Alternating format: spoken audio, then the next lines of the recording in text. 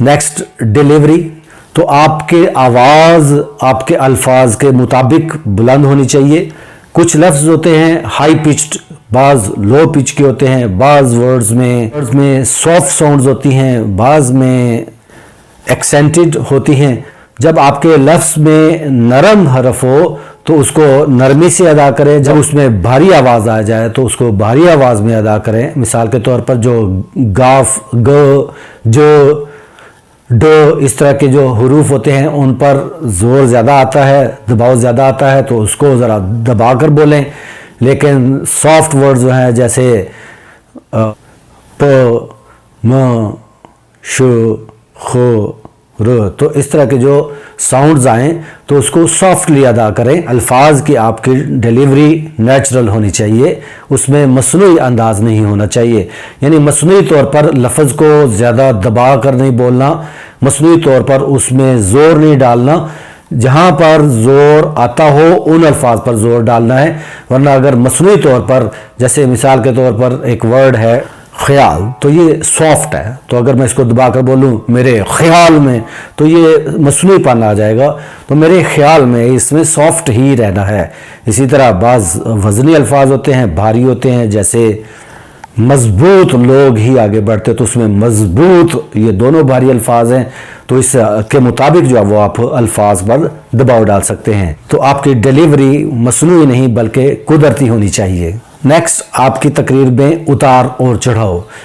अब आप जब स्पीच आगे बढ़ती है तो शुरू में तो आप सॉफ्ट रहेंगे, लेकिन जो जो स्पीच आगे बढ़े आर्गूमेंट्स स्ट्रांग होते चले जाएंगे, जहां पर आपकी दलील मजबूत होती चली जाएगी, आपकी आवाज़ बुलंद से बुलंद तर होती चली जानी चाहिए, हत्ता कि आप पीक पर पहुंच जाएं। और जब आप दलाइल दे लें तो उसके बाद अपना टॉपिक रिपीट करते हैं तो आवाज़ को आप नीचे ले आएं। तो इस तरह उतार और चढ़ाव आपकी स्पीच में आना चाहिए। ये नहीं कि एकदम आप बुलंद आवाज़ में बोलना शुरू कर दें, अगले ही लम्हे सॉफ्ट हो जाएं, फिर तेज़ हो जाएं, फिर सॉफ्ट हो जाएं कि ये राइज एंड फॉल है। तो ये बिल्कुल भी सही राइज एंड फॉल नहीं है, बल्कि राइज एंड फॉल ये है कि आपके दलाइल मजबूत होते जाएं, आपकी आवाज़ मजबूत होती चले, बढ़ती चली जाए, और गर्म जोशी से आप बेशक जो है वो अल्फाज अदा करें, नो प्रॉब्लम। जब आपके तमाम जो आर्गूमेंट्स हैं मुकम्मल हो जाएं, तो जब आपने दोबारा टॉपिक पर आना है तो फिर उसके बाद आप आवाज़ नीचे ले आएँ और फिर एक दो सेंटेंसेस एड्रेस कर लें या कोई और कोटेशन जो है वो आप बोल सकते हैं। तो इस तरह फॉल आएगा और फिर उसके बाद आप नेक्स्ट फेज़ में दाखिल हों, और उस नेक्स्ट फेज़ में फिर आपकी आवाज़ आहिस्ता आहिस्ता बुलंदतर होती चली जानी चाहिए। तो ये राइज एंड फॉल पर कमाल आता है जब आपकी स्पीच और आपका उतार चढ़ाव उसी के मुताबिक हो, कुदरती तौर पर जो आपने बुलंदी पर और पस्ती पर आना है। नेक्स्ट है प्रोनाउंसिएशन। तो आपके अल्फाज का जो अदायगी है, प्रोनाउंसिएशन है, वो बड़ी अच्छी होनी चाहिए, साफ़ सुथरी होनी चाहिए।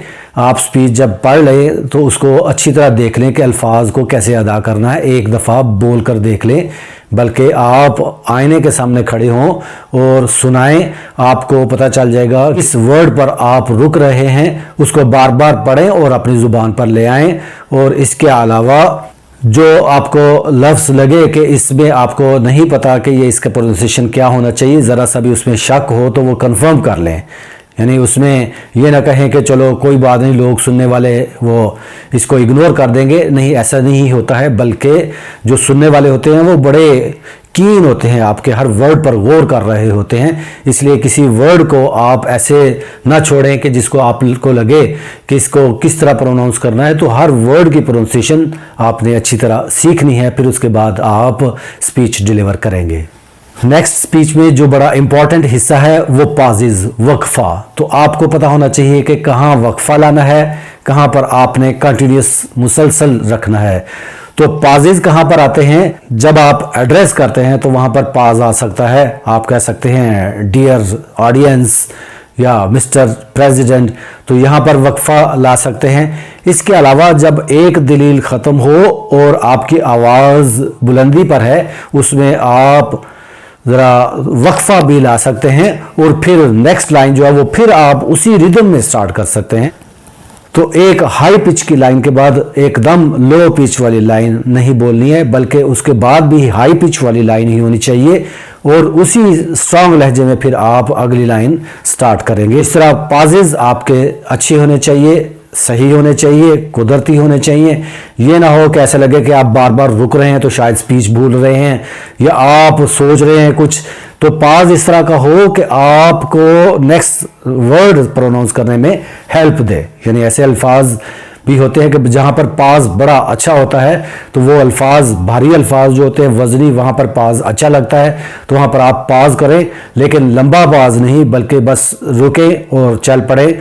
जैसे मैं आपको बताना चाहता हूँ कि हर वो बात जो अच्छी होती है वो समझ में आती है। तो ये दरमियान में पाजेज आप देख लें कि हालांकि हाई पिच में है, हाई नोट है, लेकिन दरमियान में पाजेज अच्छे लग रहे हैं। Next vocabulary. तो आपकी स्पीच की वोकैबुलरी बहुत ही इंपॉर्टेंट होती है। जब आप स्पीच लिखें उसकी नोक पलक संवारें। नोक पलक संवारने में डिलीवरी को भी जहन में रखें कि आपने ये अल्फाज अदा कैसे करने हैं, तो उन अल्फाज की अदायगी के मुताबिक अल्फाज को आप सिलेक्ट कर सकते हैं। बाज़ हम आवाज़ अल्फाज होते हैं, तो बाज़ दफ़ा एक दो दफ़ा स्पीच में हम आवाज़ अल्फाज की तकरार जो है वो अच्छी भी लगती है, लेकिन ये मुसलसल बार बार नहीं होनी चाहिए। मैक्सिमम 2 टाइम्स, यानी स्पीच में एक दफ़ा आपने हम अल्फाज बोले तो एक ही दफ़ा बहुत बेहतर है, लेकिन अगर आपको एक और जगह पर मौका मिल गया है तो उसमें भी तकरार हो सकती है, लेकिन 2 से ज़्यादा दफ़ा ऐसी तकरार स्पीच में नहीं होनी चाहिए। और स्पीच के दौरान में स्माइल भी दें, और जहाँ पर ज़रूरत हो तो आंखें भी निकाल लें, और मुज़दरिब मत नज़र आएँ, यानी इज़्तिराब का शिकार मत नज़र आएँ। मेरा नेक्स्ट लेक्चर होगा कि स्पीच लिखें कैसे, उसमें अल्फाज वोकैबुलरी कैसे सिलेक्ट करें। तो नेक्स्ट टाइम मिलते हैं। अल्लाह।